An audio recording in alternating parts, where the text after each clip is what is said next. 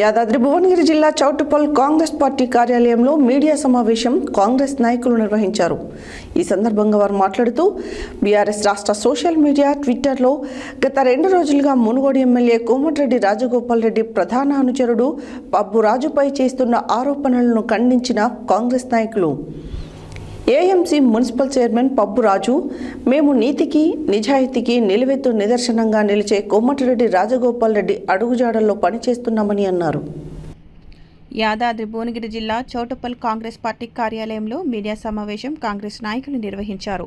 ఈ సందర్భంగా వారు మాట్లాడుతూ బీఆర్ఎస్ రాష్ట్ర సోషల్ మీడియా ట్విట్టర్లో గత 2 రోజులుగా మునుగోడు ఎమ్మెల్యే కోమటిరెడ్డి రాజగోపాల్ రెడ్డి ప్రధాన అనుచరుడు పబ్బు రాజుపై చేస్తున్న ఆరోపణలు ఖండించిన కాంగ్రెస్ నాయకులు ఏఎంసీ మున్సిపల్ చైర్మన్ పబ్బు రాజు మేము నీతికి నిజాయితీకి నిలువెత్తు నిదర్శనీయంగా నిలిచే కోమటిరెడ్డి రాజగోపాల్ రెడ్డి అడుగుజాడల్లో పనిచేస్తున్నాము.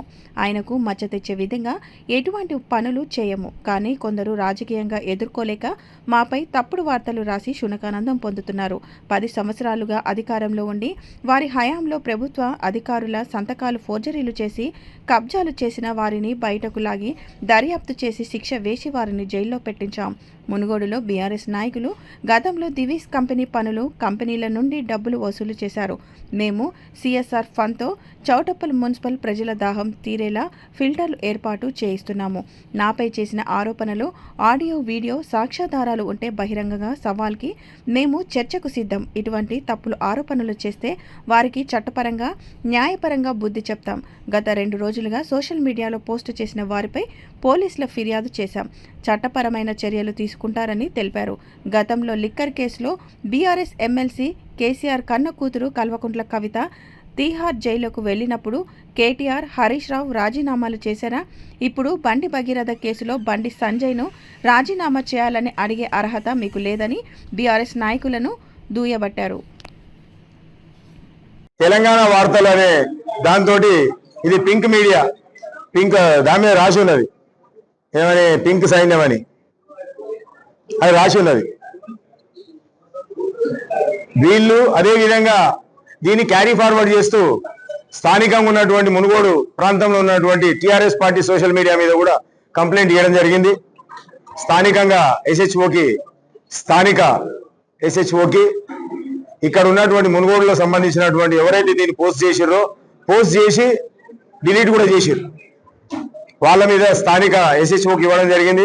అదేవిధంగా మేము దీనికి సంబంధించి ఎస్ఓటీ ఉన్నది ఒకటి సత్తయ్య గారని గతంలో మన దగ్గర ఏసీపీగా చేసిన ఆయన దీని ఎస్ఓటీ ఇన్ఛార్జ్. అక్కడ శివకుమార్ గారని అక్కడ అఫీషియల్స్ ఉన్నారు, వాళ్ళతో కూడా మేము మాట్లాడినాం, కంప్లైంట్స్ కూడా పంపించినాము. వాళ్ళ మీద కూడా కంప్లైంట్స్ ఇస్తున్నాము ఈ తెలంగాణ వార్తలు అనే దాని మీద. వీళ్ళు మొన్న నైట్ లో 10 గంటల 29 నిమిషాలకు ట్విట్టర్లో పోస్ట్ చేశారు. మొన్న నైటు, నిన్న పొద్దున ఫేస్బుక్లో ఎఫ్బీలో చేశారు. నిన్న పొద్దున ఫోన్ నెంబర్ అడిగితే ఫోన్ నెంబర్ ఇయ్యడు, ఆయన పేరు అడిగితే పేరు చెప్పడు. మాకు అక్కడి నుంచి ట్విట్టర్ నుంచి వచ్చింది తీసుకున్నామంటాడు. ట్విట్టర్ అంటే మీకు అందరికీ తెలుసుగా, ట్విట్టర్ టిల్లుగాడు ఒకడు ఉన్నాడు టీఆర్ఎస్ పార్టీలో. ట్విట్టర్ టిల్లుగాడు ఆ పైసలు పెట్టి నడుపుతాడు, ఎవరి మీద వేస్తాడు, ట్రక్కుల పేరు మీద వేసినట్టు ఎవరి మీద వేస్తాడు. వాడు తయారు చేసింది వీడికి వచ్చింది. నిన్న మధ్యాహ్నం దాకా మా వాళ్ళు బాగా మంచిగా లింకిర్రు, ఇష్టం వచ్చిన బూతులు అవి కూడా ఉన్నాయి. మా వాళ్ళు తిట్టినాయి. వాడు ఒక్క పోస్ట్ చేస్తే మా వాళ్ళు 150 పోస్టులు చేశారు. అమ్మ నా బూతులు తిట్టుకుంటా మమ్మల్ని నేను తిడుతున్నారు సార్ అంటారు వాళ్ళు. అంటే ఇటువంటి పోస్టులు పెట్టినందుకు జనం కూడా ఆగ్రహంతో అదవుతారు మాలాంటి నాయకులు అన్నప్పుడు. ఇవన్నిటి మీద కూడా మేము ఆల్రెడీ కంప్లైంట్ ఇచ్చినాము. దాని మీద చర్యలు తీసుకుంటారు. ఏం తీసుకున్నా ఇటువంటి చర్యలు వాళ్ళకి మామూలే. ఎందుకంటే ఇవాళ పెట్టిన నా మీద మచ్చుకొకటి. ఇటువంటి రోజు పొద్దున్న లేస్తే మా రాజగోపాల్ అన్న మీద మంత్రి ఎక్స్పాన్షన్ ఉన్నది అనగానే రాజగోపాల్ అన్న పార్టీ మారుతుండు అంటారు ఒకడు. కొని పాడుగాను రాజగోపాల్ అన్న అంటే ఎందుకు ఆయన మీకు అంతొచ్చా? రాజగోపాల్ అన్న క్యాబినెట్ ఎక్స్పాన్షన్ అవుతుంది అనగానే గుర్తుకొస్తుంది. ఏదన్నా జర గడబడ అవుతుంది అనగానే రాజగోపాల్ అన్న హైలైట్ చేసి రాజగోపాల్ అన్న ఇట్లంట టీఆర్ఎస్ లోకి పోతానంట, లేకపోతే మంత్రి పదవి ఇయ్యారంట, మంత్రి పదవి ఇస్తారంట. మా రాజగోపాల్ అన్న దాని గురించి ఏం అర్రులు దర్చలే. వస్తే తీసుకుంటారు, ఇస్తే జనానికి పనిచేస్తానికి. ఇవాళ ఆయనకు ఉన్నటువంటి ఆర్థిక వనరులు అన్ని కూడా జనానికే ఖర్చు పెడతారు తప్పితే దాని గురించి వెంపర్లాయట ఆయన కాదు. మీరు ఇన్ని సంవత్సరాల నుంచి మీ మీడియా సోదరుల్లో కూడా తెలుసు, వచ్చినప్పుడు అలా పైసలు ఆయన ఖర్చు పెట్టిపోయాడు ఆయన. రేపు మంత్రి వస్తే మా అందరి ఆలోచన ఏంటంటే, మా నాయకులందరూ కూడా ఒక ఆశ ఉంది. మా నాయకులందరూ కూడా ఏం ఆలోచిస్తాం, మేము మా ఏరియా డెవలప్ అవుతుంది, రేపు మాకు కూడా మంచి అవకాశాలు వస్తాయి, మేము కూడా ఇలా సర్పంచులు కౌన్సిలర్లు గెలిచిన వాళ్ళందరూ కూడా రేపు పొద్దున చెప్పుకుంటేందుకు కాలేరు ఏం మాకు పనికొస్తారనే ఉద్దేశంలో మా రాజగోపాల్ అన్న మంత్రి కావాలని మా కోరిక తప్పితే మీలాగా వెనకటి జగదీశ్వర రెడ్డిని పెట్టుకుని డబ్బులు సంపాదించుకున్నట్టు, మా దగ్గర అవాక్యూ ప్రాపర్టీలు కొట్టుకపోతుంది కానీ పేపర్లు తయారు చేసినట్టు, మీరు ఆ పేపర్ల సాటుగా 1000 పేపర్లు కూడా పెట్టి చేసినట్టు మా దగ్గర అట్లా నడవాయి. వీళ్ళ మీద ఎవరైతే వీళ్ళు చేస్తున్నారో వీళ్ళందరి మీద కూడా చర్యలు తీసుకుంటారని చెప్పి భావిస్తూ, చర్యలు తీసుకోవాలని చెప్పి కూడా పోలీస్ డిపార్ట్మెంట్ కూడా రిక్వెస్ట్ చేస్తూ, ఈ మధ్యలో మీరు చూస్తున్నారు బీజేపీలు చేసిరని టీఆర్ఎస్ వాళ్ళ మీద అది చేస్తున్నారు. నేనేమంటున్నానంటే, ఏదైనా నేను తండ్రిని కరెక్ట్ ఉండొచ్చు, కొడుకు సరిగ్గా వెళ్ళకపోవచ్చు, దానికి తండ్రే బాధ్యుడు కావచ్చు, కానీ ఆయనని అనడం తప్పు అని చెప్పి నేను కూడా అంటున్నాను. రెండో పాయింట్, ఇదే మీకెందుకు వర్తించదు అంటున్నా నేను. టీఆర్ఎస్ దొరకి ఎందుకు వర్తించదు? ఇది ఓన్లీ కాంగ్రెస్ పార్టీకి మాకే వర్తిస్తా, మీకెందుకు వర్తించదు అంటున్నా.